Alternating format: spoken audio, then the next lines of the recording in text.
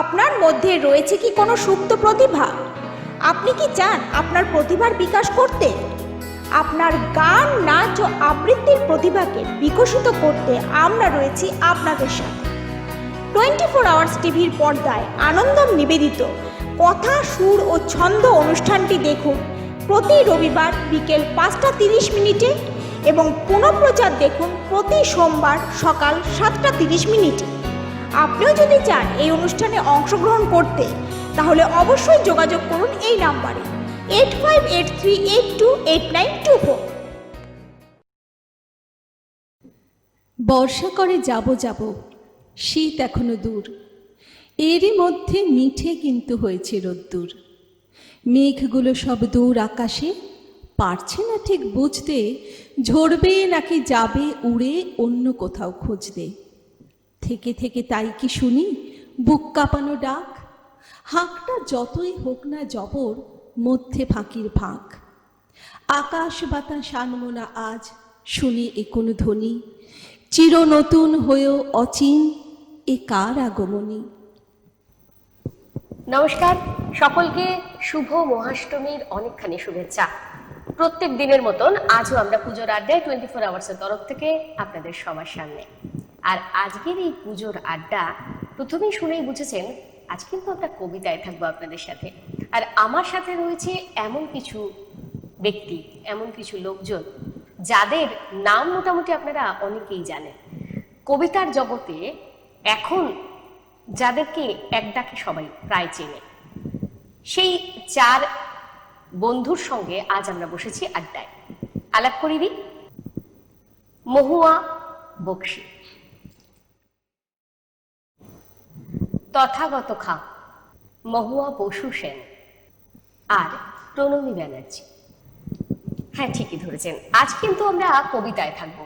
আসলে কবিতা প্রিয় চারজনকে যখন সাথে পেয়েছি, আর আজকের দিনটা যখন মহাষ্টমী, দুর্গাপুজোর অন্যতম একটা বড় দিন, তাই আজকের এই আড্ডাটা হোক না একটু কবিতার সাথে। তথাগতর কাছে যাই। তথাগত, আমাদের আজকে কি কবিতা শোনাচ্ছ? আমি একটা কবিতা শোনাচ্ছি, যেটা হলো দুর্গাপুজোকে কেন্দ্র করে, মানে আমাদের যে ঠাকুর আমরা তৈরি করি, কিন্তু সেই শিল্পীদের নামগুলো আমরা কেউ মনে রাখি না। অবশ্যই সেরকম একটা শিল্পীর যন্ত্রণার একটা ছোট্ট একটা কবিতা আমি শোনাচ্ছি। আর যদিও পুরোটা না, নির্বাচিত একটু অংশ আমি শোনাচ্ছি। খোলা চিঠি দুর্গাকে, সুবোধ সরকার। 40টা বৈশাখ আমি খরচ করেছি তোমাকে বানাবো বলে, 40টা বর্ষা আমি খরচ করেছি তোমাকে বানাবো বলে, 40টা ফাল্গুন আমি খরচ করেছি তোমার গ্রীবার অহংকারকে চুম্বন করব বলে। আমি কোমর পাড়ার কুমোর, পুজোর সময় তোমার পায়ের কাছে আমার নাম লেখা থাকে, শিল্পী প্রশান্ত পাল। আমি প্রশান্ত নই, আমি সর্বশান্ত হয়েছি তোমাকে নির্মাণ করে।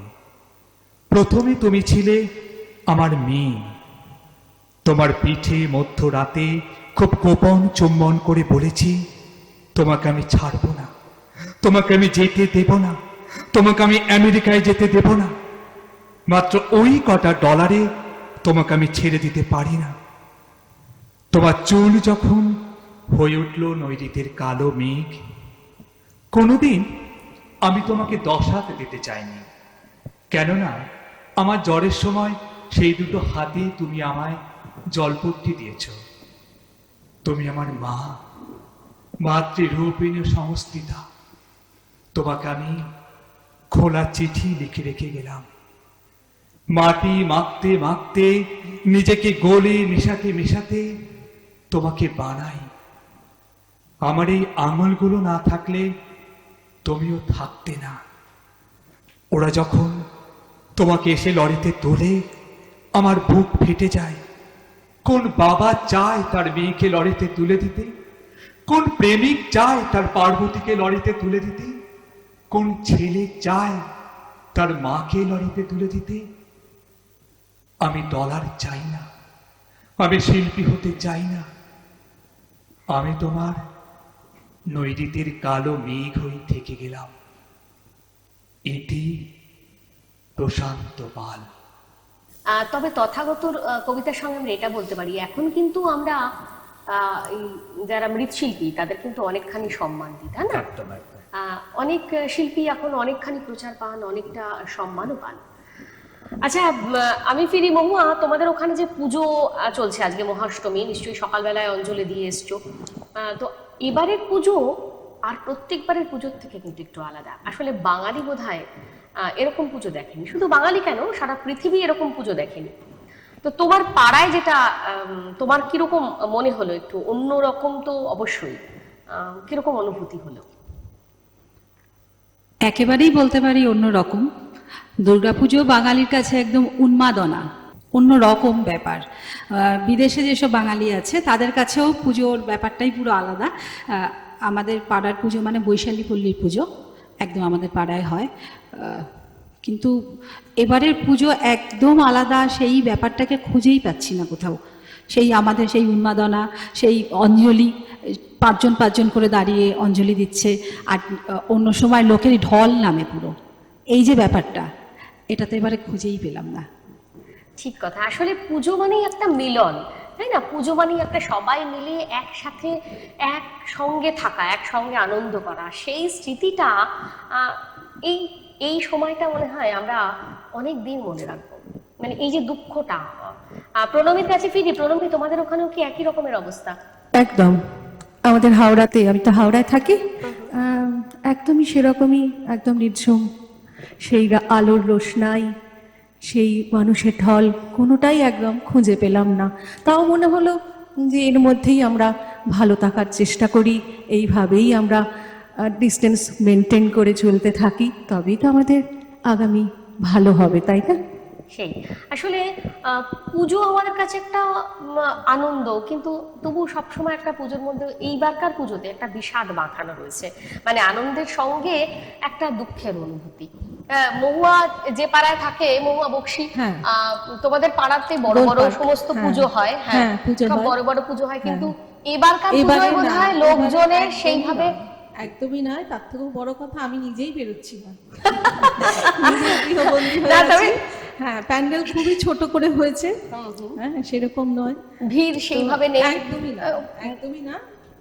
খুব কম ছোটদের, লোকজন। আমরা তো অনেকটাই বড় না, ছোটদের কথা ভাবলে বেশি কষ্ট হয়, যে তারা প্রতিদিন ঠাকুর দেখতে বেরোচ্ছে, সেই উন্মাদনাটা সেই মজাটা এবারে আর এবারে নেই। একদমই নেই না। কিন্তু সুস্থ হতে হলে এটা তো আমাদের করতেই ঠিক হবে। ঠিক। আর মানতেই হবে। পুজোর প্রেম, পুজোর প্রেমটাও কিন্তু এবারে এবারে তো এবারে পুজোর প্রেমটা কিন্তু সত্যি এবারে আলাদা। এটাও ডিজিটালি হবে বলতে পারো। হ্যাঁ? আমরা খবর পাচ্ছি। না না, এবারে পুজো ডিজিটালি প্রেম হয়। একদম একদম ডিজিটালি এবারে বা আমরা এখানে এসেছি, এই আনন্দটুকু আমাদের অনেকটা দিল। আমরা যে বেরোতে পারছি না, তাও এখানে সবার মাধ্যমে এসেছি, এটা আমাদের হ্যাঁ, অনেকদিন বাদে অনেক, দেখা হয়, এটা আমাদের সবার খুব কাছে। আড্ডা, হ্যাঁ, এইটুকু কিন্তু আমাদের অনেক বড় অষ্টমীটা পাওয়া। আমাদের স্পেশাল হলো। হ্যাঁ, আমাদের খুব ভালো লাগাটা এটার জন্য। আবার একটু কবিতায় ফিরি, মহুয়ার কাছে। মহুয়া বসু সেন বর্তমানে কবিতায় অনেকখানি পথ অতিক্রম করেছে, তার কাছে আবার একটু কবিতায় আমরা ফিরি। মহুয়া, আমাদের কি কবিতা শোনাচ্ছ? দেখো, পুজো মানেই আমার কাছে নারী শক্তির আরাধনা। তো সেই নারীদের মনের কথা দিয়েই আমি শুরু করি। অবশ্যই। কবি মল্লিকা সেনগুপ্তের লেখা পুরুষের গান। আমার প্রেমের ধরন একটু আলাদা। তোমার গোলাপ কাঁটায় আমাকে বেঁধলে, সে কাঁটা যেন তোমারও হৃদয়ে বেঁধে। আমার লাস্য লড়াই তোমার হিললে। পুরুষ, তুমি যে আমার কপাল গড়ছ। পুরুষ, তুমি যে আমার নৌকো চালাও। পুরুষ, তুমি যে ভালোবাসা দিয়ে মারো। কে তোমাকে এত অধিকার দিল ঢালাও? বলেছিলে তুমি চিরদিন ভালোবাসবে। সব মিছে কথা, সব কি শীতের কুয়াশা? রোদ উঠলেই বাতাসে উধাও।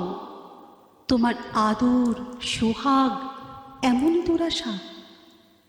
তোমাকে দেখেছি আকাশের মতো ব্যাপ্ত, তোমাকে দেখেছি রৌদ্রের মতো তপ্ত, তোমাকে দেখেছি পৌষম আলিঙ্গনে, তোমাকে দেখেছি বরফ এবং আগুনে। পুরুষ, তোমায় ভালোবাসি তাই ঝগড়া। নিষ্ঠুর তুমি, সনাতন মনোভঙ্গী, বুঝতে পারো না, মেয়েরা পাল্টে যাচ্ছে, শুধু তোমরাই আজ রয়ে গেলে জঙ্গি। তোমার জন্য সিঁথি রক্ত চিহ্ন, তোমার সঙ্গে পড়েছি সতীর চিতায়, তোমার স্মৃতিতে আলো চাল খাওয়া বিধবা। আমার জন্যে কি করেছো তুমি মিতা?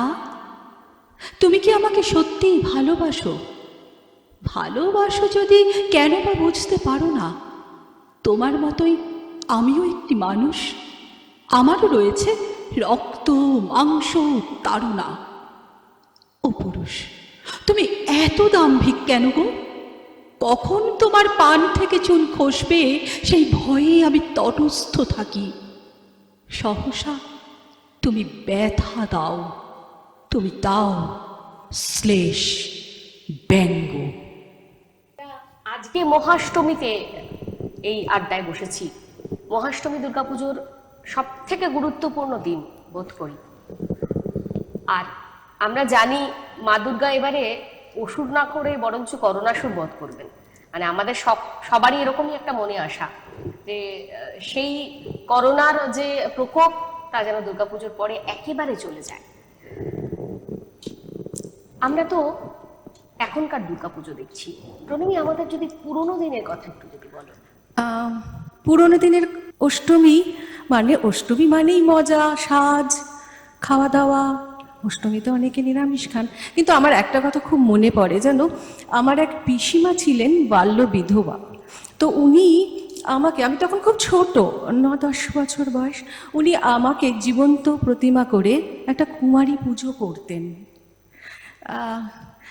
উনি কিভাবে অঞ্জলি দিতেন, সাজাতেন, পুজো করতেন এবং শেষে চারটে নাড়ু দিতেন। সেই স্বাদ আমার এখনো মনে আছে, ভীষণ ভালো লাগা। তো এই জীবন্ত প্রতিমা, এই জীবন্ত শক্তির বিরুদ্ধেই আমি, মহুয়া মল্লিকা সেনগুপ্ত বলেছে, আমি সেটা নিয়েই আমি বলছি আম্রপালি। অন্ধকারে কালো কাপড় পরে আম্রপালি পালিয়ে যায় বলিদ্বীপের খাঁচে। পেছনে তার সাংবাদিক, গুপ্তচর, গণসভার লোলুপ আততায়ী। ত্রস্ত চোখ, লাস্যতার আচ্ছাদিত বিষাদ কালো মেঘে। আম্রপালি বাঁচতে চায়, সমাজ চায় প্রমাণ লোভ হোক। সুনন্দিত কপালে তার সদ্য ক্ষত দাগ। ঢিল মেরেছে পুরুষ যারা প্রেমিক ছিল আগে, ঢিল মারছে গ্রামের মানুষ, নষ্ট মেরে তারা। আম্রপালি ঘুরে তাকায়, দেখে এরা সবাই রাত নাগর। ওই নন্দ, ওই যে শ্যাম, সব এরাই তাকে নামিয়েছিল চোরাবালির ফাঁদে। গণিকালয়, মীনাবাজার তৈরি করে কারা? প্রতি যুগেই ইন্দ্র কেন উর্বশীর অধীশ্বর হন? আম্রপালি প্রশ্ন করে, প্রশ্ন মুছে যায়। অন্ধকারে সাদা কাপড় পরে আম্রপালি শরণ নেয় অমিতাভর পায়ে। আছড়ে পড়ে শান্তি চায়, পেছনে ছুটে আসে হাউস অব কমন্সের গুপ্তচর দল। হাসপাতালে আম্রপালি আরোগ্যের জন্য শুয়ে থাকে। তখনও তার চতুর্দিকে টেলিভিশন চোখ। প্রত্যুষের আগেই তাকে বিম্বিসার অস্বীকার করে। এই পুরুষ, এই প্রেমিক। বৈশালীর সুনাগরিকগণ গণসভায় রায় দিয়েছেন আম্রপালি পরম নারী, নিয়তি তার নগর নটি হওয়া। আম্রপালি পালিয়ে যায়, পেছনে তার সমাজ তাড়া করে। আম্রপালি বাঁচতে চায়, সমাজ চায় প্রমাণ লোভ হোক। আম্রপালি বাঁচতে চায়, সমাজ চায় প্রমাণ লোভ হোক। আম্রপালি বাঁচতে চায়, আম্রপালি বাঁচতে চায়, আম্রপালি বাঁচতে চায়। আম্রপালিরা বাঁচতেই তো চায়। আজ মহাষ্টমীর এই সুন্দর সময়টায় কিন্তু এমন একটা কবিতা আমরা শুনলাম, মনটা একটু বোধহয় বিষাদাচ্ছন্ন।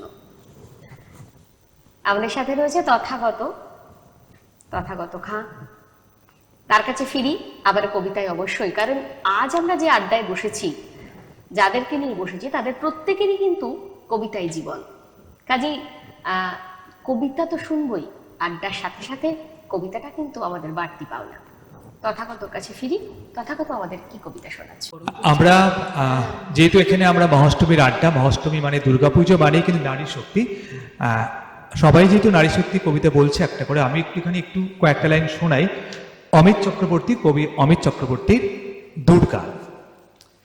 যে মেয়েটা বিজ্ঞানী, যে মেয়েটা খেলোয়াড়, যে মেয়েটা ড্রাইভার, যে মেয়েটা পাইলট, যে মেয়েটা কামিন, যে মেয়েটা হকার, যে মেয়েটা বাড়ি বাড়ি কাজ করে, যে মেয়েটা চুপ করে যায়, তুমি তাদের নাম জানো? জানো কি? জানো না, আমি জানি। এদের সবার একটাই নাম, দুর্গা।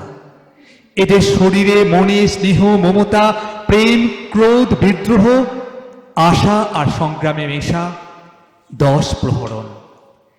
যে মেয়েটা সর্বংসহা, সে দুর্গা। যে মেয়েটা নির্বিকার, সে দুর্গা। যে মেয়েটা মোবাইলে বন্ধুর সাথে হা হা হাসে, সে দুর্গা। ঠিক কথা। দুর্গার 10টা রূপের মধ্যে এই রূপগুলোও কিন্তু অবশ্যই, কারণ এখনকার দুর্গা বোধহয় এরাই, যারা বিভিন্ন রকম কাজকর্মে জড়িত থাকেন, বিভিন্ন পেশায় জড়িত থাকেন, তথাকথিত নিচু তলার লোকজন, প্রকৃত দুর্গা বোধহয় তারাই, যারা দিবারাত্র মানুষরূপী কামনার ওষুধদেরকে বধ করে চলেছেন। বিভিন্ন রকমভাবে তারা সমাজের বিভিন্ন রকম শত্রুকে তারা প্রতিনিয়ত তাদের সঙ্গে লড়াই করছেন, তারাই আসল দুর্গা।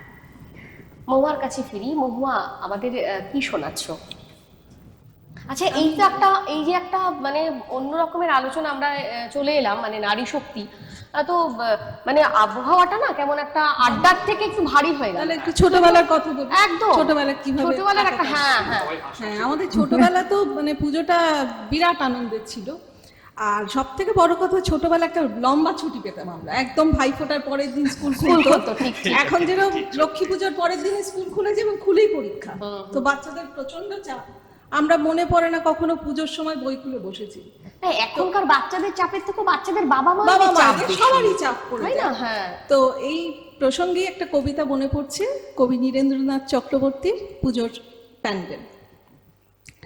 দুর্গা পুজোর প্যান্ডেলে আজ আলোর বৃষ্টি ঝরে, কিন্তু সরস্বতীর দিকে যেই না দৃষ্টি পড়ে, অমনি আমার বুকের ভেতর ধরাস ধরাস করে, ধরাস ধরাস করে ও ভাই, ধরাস ধরাস করে। কারণ তাকে দেখা মাত্র অমনি মনে পড়ে, বার্ষিক পরীক্ষা হবে 16ই নভেম্বরে। ফল যদি হয় খারাপ, তবে প্রচণ্ড থাপ্পড়ে, শুনছি নাকি মুন্ডু আমার থাকবে না আর ধরে। বাহ, তা তো ঠিক, যে কথাটা আমরা বললাম, মানে এখনকার বাচ্চাদের তুলনায় তাদের বাবা মায়েদের টেনশন বেশি। সবাইকে তো ফার্স্ট হতে হবে না, সেই জন্য তাদের বাবা মারা বড্ড বেশি চিন্তিত থাকেন, মানে পুজোর পরেই পরীক্ষা।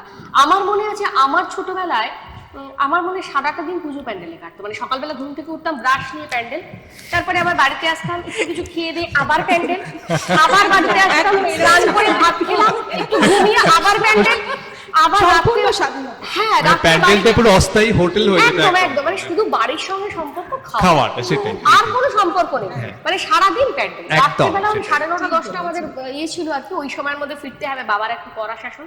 তো ওই 9:30 10টায় বাড়িতে ঢুকলাম, ঘুম।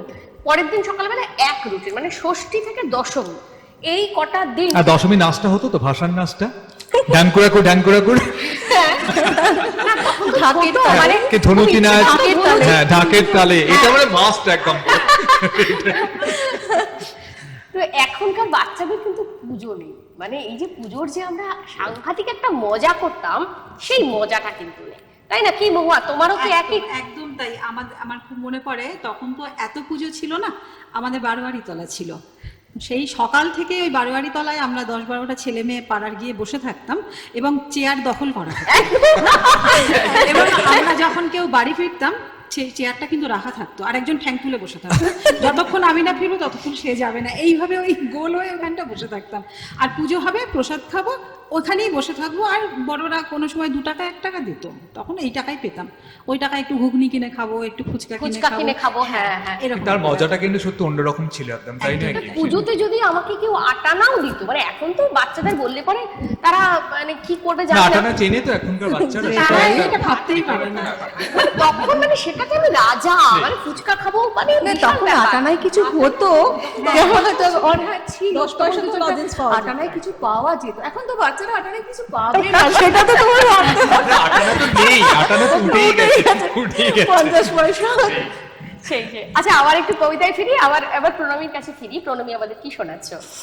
তো আমি একটু মজার একটা কবিতা একটুখানি বলি। বাহন বিভ্রাট, এটা হচ্ছে ভবানী প্রসাদ মজুমদারের লেখা। খুব মজার একদম। কবিতা, তো একটু সিরিয়াস হয়ে যাচ্ছিল, ওই জন্য একটুখানি মজায় ঢুকি। সরস্বতী চড়ল হাসে, লক্ষ্মী চড়ল পেঁচায়, আরে আরে অসুর কেন ষাঁড়ের মতো চেঁচায়। কার্তিকদার ময়ূর রেডি, গণেশ দাদার চুহা, আরে অসুর কাঁদছে কেন, করছে কেন হুহা। দুর্গা দেবীর সিংহ হাসে, হাসে শিবের ষণ্ড, আরে অসুর রেগেই কি সব করবে লণ্ড ভণ্ড। শিব বললেন, কি হয়েছে বল না রে তুই বেটা। দুর্গা বলেন, মুখে রানী, 1 নম্বরের ঠেটা। বললে অসুর, আমার কসুর নিও না 7 কাহন, তোমাদের সব একটা করেই আছে তো বেশ বাহন। আমার বেলায় লবডঙ্কা দিচ্ছ আমায় ধোকা, আমারও চাই একটা বাহন, নইকো আমি বোকা। শিব বললেন, বল কাকে চাই, দিচ্ছি আমি বর। বললে অসুর, আমার বাহন হোক ডাইনোসর।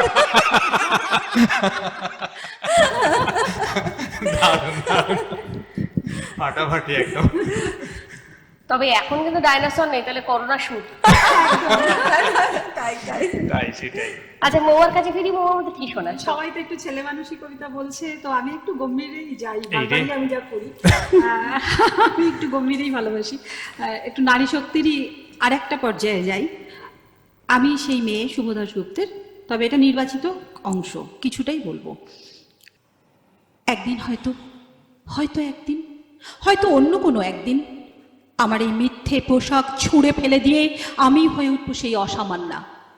খোলা চুল মেঘের মতো ঢাকবে আমার খোলা পিঠ, 2 চোখে জ্বলবে ভীষণ আগুন, কপাল ঠিকরে বেরোবে ভয়ঙ্কর তেজস রশ্মি, হাতে ঝলসে উঠবে সেই খড়গ, 2 পায়ের নুপুরে বেজে উঠবে রণদুন্দুবি, নৃশংস অট্ট হাসিতে ভরে উঠবে আকাশ, দেবতারাও আতঙ্কে স্তব্ধ হয়ে বলতে থাকবেন, মহামেঘ প্রভাং ঘোরাঙ্গ মুক্তকে সিং চতুর্ভুজাং কালিকাং দক্ষিণাং মুন্ডমালা বিভূষিতং। বিভৎস দাবানলের মতো আমি এগোতে থাকবো, আর আমার এগিয়ে যাওয়ার পথের দুপাশে অসংখ্য মুন্ডহীন দেহ ছটফট করতে থাকবে। সভ্যতার দেহ, প্রগতির দেহ, উন্নতির দেহ, সমাজের দেহ। হয়তো আমি সেই মেয়ে, হয়তো বা। আসলে শুভ দাশগুপ্তের এই কবিতাটা বোধহয় আমাদের প্রত্যেকটা মেয়েরই মনের কথা। আমরা চাই এমন দিন আসুক যখন সমাজের কেউ আমাদের দিকে চোখ তুলে তাকাবে না, অর্থাৎ সেই খারাপ চোখে দেখবে না, সমাজও আমাদেরকে সম্মান করবে, ভাববে আমরাও মানুষ। দুর্গাপুজো নারী শক্তির জয়ের দিন, তো সেদিন আর আজকে মহা অষ্টমী, 24 আওয়ার্স এবং আনন্দমের এই যে সুন্দর একটা নিবেদন, সুন্দর একটা অনুষ্ঠানে আমরা রয়েছি। আর আমার পাশে রয়েছে, আমার সাথে রয়েছে কবিতার 4 জন, যারা কবিতাকে ভীষণভাবে ভালোবাসে। মহুয়া বক্সি, তথাগত খাঁ, মহুয়া বসু সেন এবং প্রণমী ব্যানার্জি। 4 জনের সাথে আজকের নবম এই অষ্টমীর আড্ডা কিন্তু একদম জমে উঠেছে। কিন্তু যে কথা বলা হয়নি, মানে পুজো মানে শুধুমাত্র নারী শক্তি নয়, পুজো মানে কিন্তু প্রেমও, তাই তো? প্রেমের কথা যদি আমরা বলি তাহলে কাকে দিয়ে বলবো বলো? একদম কথাকে দিয়ে আচ্ছা আমি বলি এটা পুজোর প্রেমটা কিরকম ব্যাপারটা না মানে দশমীতে শেষ হ্যাঁ নাকি? মানে এটাই মানে ষষ্ঠীতে দেখা হলো, এবার দেখা গেল যে মানে সেটা কদিন ঘোরা হলো কিন্তু সেটার মানে পূর্ণতা পেল না, কিন্তু ওখানেই প্রেম মানে মানে প্রতি বছর বছর মানে কেন পূর্ণতা পেল না? মানুষটা ঘুরে যায় এটাই হলো কথা। হ্যাঁ, তারপরে দেখা গেলো প্রতি বছর মানে মানে অনেক অষ্টমীতে ফুচকা খাওয়া, নবমীতে হ্যাঁ। ঝালমুড়ি খাওয়া, না এখন একটু বেশি বেশি খাওয়া, তারপরে না, দেখা যায় আরেকটু যে বেশি আরেকটা খাওয়া। সময় একটা দিন দেখেছি পাড়ার কোনো মেয়ে হয়তো দেখে খুব ভালো লেগেছে, তাদের হয়তো আগে দেখিনি, তখন দেখলাম হয়তো খুব সেজেগুজে ছিল, কিন্তু পুজোর পর না চিনতে পারতাম না, কারণ কি ড্রেস গুলো চেঞ্জ হয়ে যেত, এটা একটা ব্যাপার ছিল কিন্তু। আচ্ছা, এখানে আমার কিন্তু একটা কথা আছে। হ্যাঁ, বলো। প্রেম তো এইভাবে আসা উচিত। এ বাবা এটা প্রেমের খুঁজ তো প্রেম, এটা তো প্রেম। এটা পুজো স্পেশাল, ওটা পুজো স্পেশাল, এটা পুজো স্পেশাল, এটা পুজো স্পেশাল। এবছর তো করোনা স্পেশাল, পুজো স্পেশাল প্রেম কিন্তু মানে ষষ্ঠী থেকে দশমী না ব্যাস। আবার আবার কিন্তু এমনও প্রেম আছে যেটা কিন্তু পুরো সারা জীবন মানে পুজোতে দেখা, হ্যাঁ। কিন্তু সেটা একদম পূর্ণতা পেল, হ্যাঁ মানে একদম শেষ জীবন অবধি। কিন্তু এই খুচরো হয়তো বা প্রেমগুলো বিয়ে খুব হলো, ভালো, হয়তো বা জানো? বিয়ে হলো না, যাই হোক, স্মৃতিটা মনে তো থাকে। হ্যাঁ, সেই। সেই না ওই ফুচকা খাওয়া, আলু কাবলি খাওয়ার প্রেমগুলো কিন্তু খুব সুন্দর, কিন্তু সেগুলো তো কিছু কিছু দিয়ে যায়, বলো আমাদেরকে অনেক কিছু দিয়ে যায়, স্মৃতি দিয়ে যায়, তো সেটাই তার ঠিক আনন্দ, সব থেকে বড় নির্ভেজাল জিনিস আনন্দ। নির্ভেজাল একদম, আনন্দ। সেটাই। না, আমাদের তো বয়স হয়ে গেছে। এই বাবা, না না এখন কিন্তু দেখো, এখন কিন্তু বয়সটা প্রেমের কাছে কোনো মানে ইয়ে নয়, বাধা হার মান, নয়, বাধা বলছে নয়। হার মানবে না। হ্যাঁ। এটা তো আমরা ছাড়পত্র বলি। ঠিক তসলিমা নাসরিনের একটা কবিতা আছে না যে 60 বছর বয়স হলে তুমি ভেবো না যে তুমি তোমার কাছে তোমার সঙ্গে আর প্রেম হবে না, মানে প্রেম যে কোনো বয়সে হবে হতে পারে, একদম, হতে পারে। সেটাই হতে পারে। অবশ্যই পাশের মানুষটাকে তোমার প্রতি প্রেমটা জানতে হবে, নাহলে একতরফা প্রেম হয়ে যাবে, তুমি ভালোবেসে গেলে সে আর ভালোবাসবে না, তাহলে তো আর প্রেম হলো না। তা হতে পারে, তবে সেটা যেন একটু কেমন কেমন, মানে আমি শুধু ভালোবেসে গেলাম, না, এটা অষ্টমী পুজোর প্রেম, সেটা অষ্টমী পুজোর প্রেম। অষ্টমীর প্রেমে কিন্তু ফুচকা খেতেই যাবে কিন্তু, আবার একটা পাতাতে কিন্তু নিয়ে এবছর তো কোনোভাবেই করোনা। আমাদের আড্ডা এভাবেই চলতে থাকবে। যারা রইলেন আমাদের পর্দার ওপারে তাদের সকলকে আবারও অনুরোধ রইল, ষষ্ঠী থেকে যেরকম আমাদের সাথে রয়েছেন, দশমী অবধি কিন্তু আমরা প্রতিদিন এই সময় থাকবো আপনাদের সাথে, আর আপনারাও থাকবেন আমাদের সাথে, তাই তো 24 আওয়ার্স নিবেদিত ওই যে পুজোর আড্ডা, পুজোর বিশেষ আড্ডায় এরকম ভাবেই আমরা আপনাদের মন ভরাতে থাকবো, কারণ বাইরে তো এখন আর সেভাবে যাওয়া যাচ্ছে না, কাজেই আমরা জানি আপনারাও থাকবেন আমাদের সাথে, তাই তো আজকের মতন তাহলে শেষ করি। আপনার মধ্যে রয়েছে কি কোনো সুপ্ত প্রতিভা? আপনি কি চান আপনার প্রতিভার বিকাশ করতে? আপনার গান, নাচ ও আবৃত্তির প্রতিভাকে বিকশিত করতে আমরা রয়েছি আপনাদের সাথে। 24 আওয়ার্স টিভির পর্দায় আনন্দম নিবেদিত কথা, সুর ও ছন্দ অনুষ্ঠানটি দেখুন প্রতি রবিবার বিকেল 5:30 এবং পুনঃপ্রচার দেখুন প্রতি সোমবার সকাল 7:30।